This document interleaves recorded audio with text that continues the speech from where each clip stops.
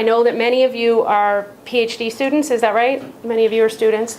So part of what I'm going to talk about is where your career might go and how you might be able to do that without a whole lot of overwhelming scariness, okay? So one of the things that happens is that you go into doing a PhD in graduate studies mostly because you're interested in particular kinds of research questions.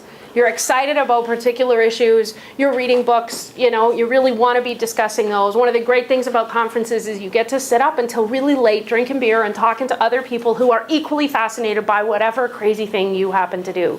And right? In a way that some of your other friends are kind of like, oh wow, that sounds kind of interesting, but I really don't understand all the detail, right? So this is where you meet the people that actually understand all that detail and are, you know, equally passionate about it, and you can actually sit there for 4 hours talking about whatever it is that you do.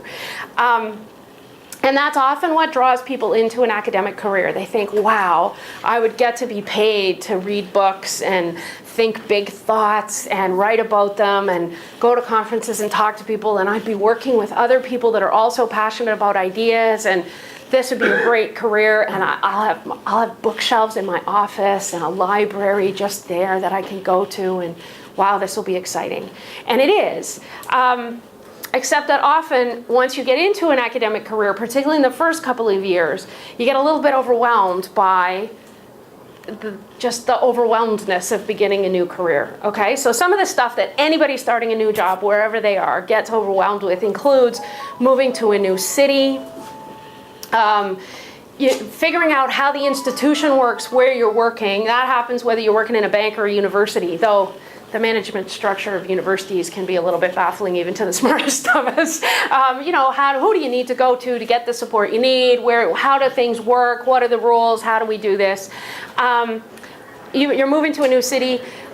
For academics, particularly when you start a tenure-track career, you're often a lot older than people starting other kinds of careers. You've been an academic you've been studying for a long time. So you're usually at a point where you're kind of like, okay, now I'm ready to settle down, and if I'm ever gonna have kids, I better get on that. And you know, maybe you're in a newish relationship, maybe you're buying a house. You know, there's just life stuff that's really overwhelming. On top of that, you're gonna have to teach, and you have to create whole courses and write all the lectures and, you know, figure out how to manage all that. And so sometimes when I meet people that are maybe 2 years in, they sort of feel like, gosh, have I been sold a bill of goods here? Like, I thought this was research was important, and I'm not finding any time to do it. And they can often get really discouraged and just feel like they're not really sure this was a career that they wanted. And that's the kind of thing that I want to help people with, because I think that's a real shame. There is a certain extent to which those first couple of years are going to be a bit overwhelming, just because there is all that stuff happening. But what should then happen is that you should get settled in a bit with your teaching. Hopefully you're going to teach some of those courses again, and there's going to be a couple of classes where you think, I really, really, really need to completely rewrite that. But a lot of them, it's going to be like, oh, good, I have a lecture, I can just do the same thing, right? Or I can fix this little part. You don't want to still 20 years later be given the same lecture, but you know, if you give the same lecture for 2 or 3 years on the trot, it's not bad teaching, really. So, and every once in a while, you know, like, you have to think all the times that you sit there and you're lecturing to a bunch of people and you're really, really angry because nobody did the reading beforehand, and you're having to go over all that stuff. So on the days when you feel really bad that you haven't prepared enough and you're basically just telling them what's in the textbook, you need to remember that 80% of them didn't read the textbook, and it'll be okay. If you do it every single time, not so good, but every once in a while, it's okay to do that. 80% of the class isn't going to notice. And at least you don't have to be upset about that group, right? You're mostly upset about them. You can disappoint the other ones. So the other thing you need to know is that the university environment has been changing a lot over the last 10 to 15 years, or even a little bit longer. And that has all kinds of implications. So there's larger class sizes.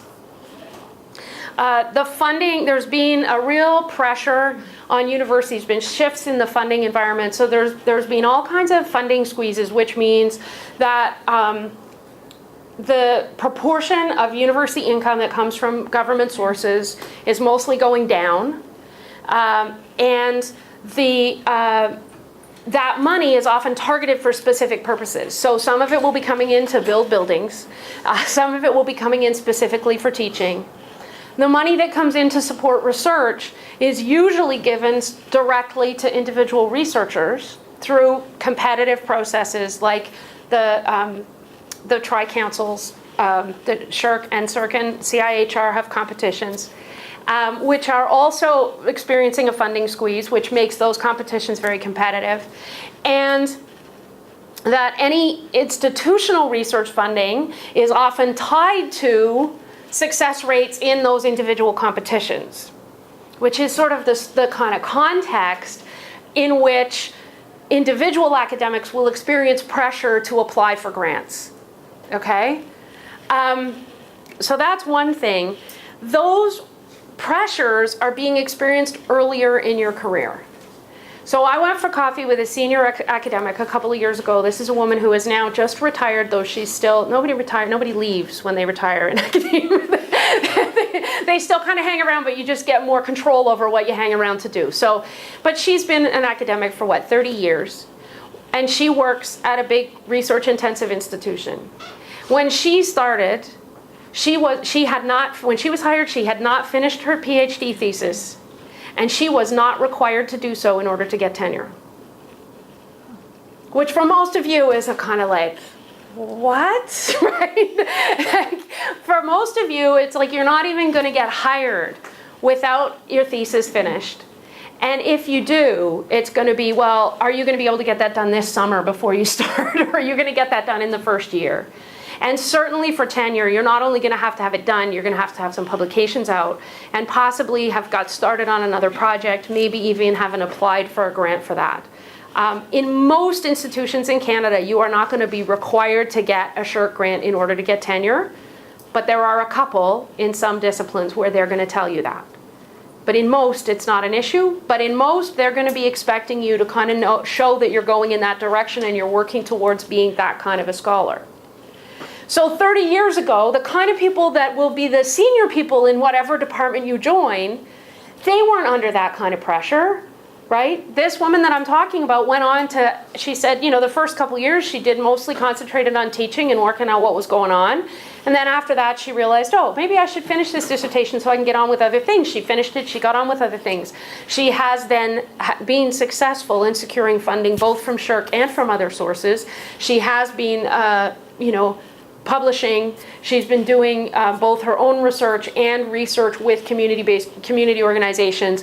She's had a very, very successful research career.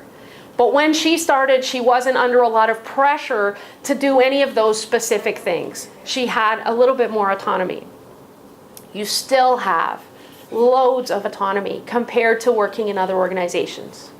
Nobody really cares what you're researching as long as you're doing good research, you're doing it well, and you're communicating your research in acceptable ways. So that you're publishing and you're, and also that you're attempting to bring in the resources you need to do that research.